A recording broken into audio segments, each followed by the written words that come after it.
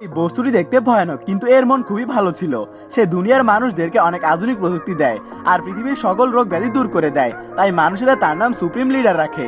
সবকিছুই ভালোই যাচ্ছিল।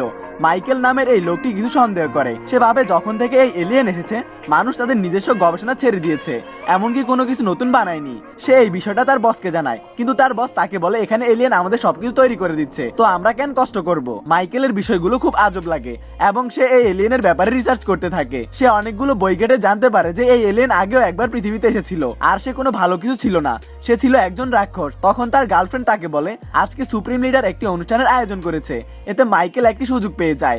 মাইকেল সেখানে গিয়ে তাকে প্রশ্ন করে যে তুমি কেন মানুষকে তাদের কাজ করতে বাধা দিচ্ছ, আর কেনই বা মানুষদের তোমার গ্রহে নিয়ে যেতে চাইছো।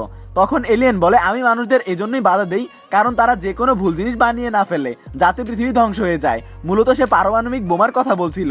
এরপর সে একটি মেয়েকে কাছে ডাকে এবং একটি মেশিনের উপর তার হাত রাখে, আর এতে একটি উজ্জ্বল আলো আকাশের দিকে যেতে থাকে। সবাই এটা দেখে অবাক হয়ে যায়। এবার নেক্সট পার্ট দেখার জন্য এই সুন্দর ছবিটিতে লাইক করে চ্যানেলটি সাবস্ক্রাইব করুন।